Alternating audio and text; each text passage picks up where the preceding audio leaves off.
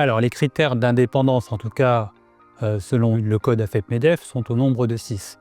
Le premier critère, c'est qu'un administrateur ne peut pas être indépendant s'il est ou s'il a été dirigeant exécutif de la société au cours des 5 dernières années. Le deuxième critère, c'est que l'administrateur ne peut pas être indépendant si la société dans laquelle il est administrateur est elle-même administrateur directement ou indirectement d'une société dont il est mandataire social exécutif. Le troisième critère, qui est assez classique, c'est qu'il ne doit pas avoir de relation d'affaires significative avec la société dont il est administrateur.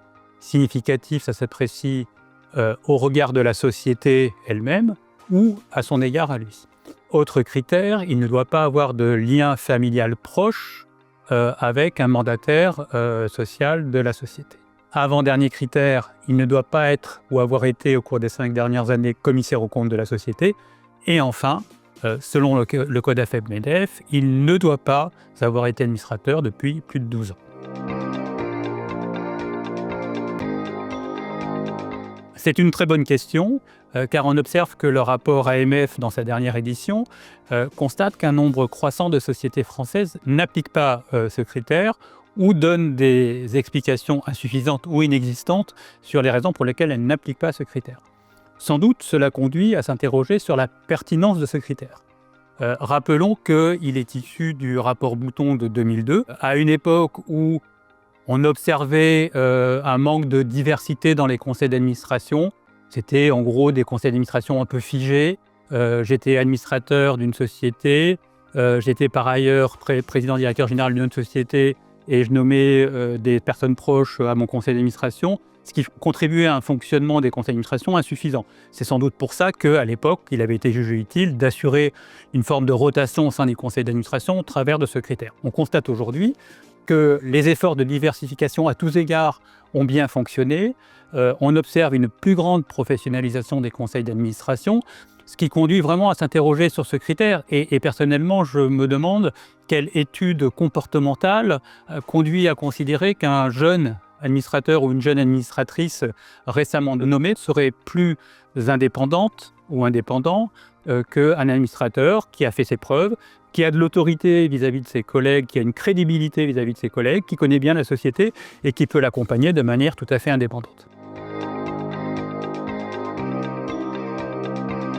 Alors, le say on pay, ça renvoie à un mécanisme d'approbation par les actionnaires de la rémunération des dirigeants. Il y a 2 volets dans cette approbation. Une approbation que l'on appelle ex ante, c'est-à-dire qu'en amont, l'Assemblée générale des actionnaires doit approuver la politique de rémunération de la société, et une approbation ex post, qui est que l'Assemblée des actionnaires approuve pour l'exercice clos la rémunération des dirigeants. C'est ça qu'on appelle le say on pay.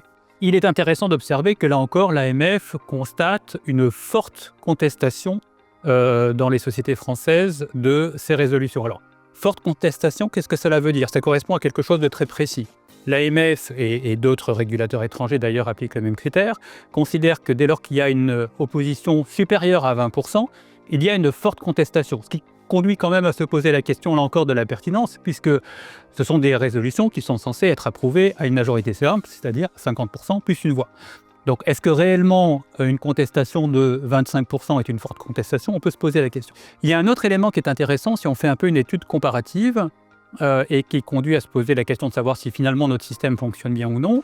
Il est intéressant par ailleurs d'observer que l'AFG se livre chaque année à une étude du vote par les sociétés de gestion dans le monde entier pour apprécier comment sont perçues les résolutions proposées. L'AFG constate également qu'il y a évidemment une forme de contestation récurrente sur ces sujets de rémunération, mais ce qui est intéressant, c'est qu'elle observe que cette contestation, elle est plus faible en France qu'à l'étranger. En France, il y a une opposition sur seulement, entre guillemets, 31% des résolutions, alors que dans le reste de l'Europe, hors France, c'est 40%, et qu'en Amérique du Nord, c'est 49%. On peut se dire que c'est plutôt positif, on peut se dire que le système français a conduit à un dialogue actionnarial plutôt efficace, en tout cas plus efficace qu'à l'étranger, et à un moment où on peut peut-être faire preuve d'un peu de bienveillance vis-à-vis des émetteurs français pour qu'ils restent cotés à Paris, on peut se satisfaire de ce verre qui est au moins à moitié plein.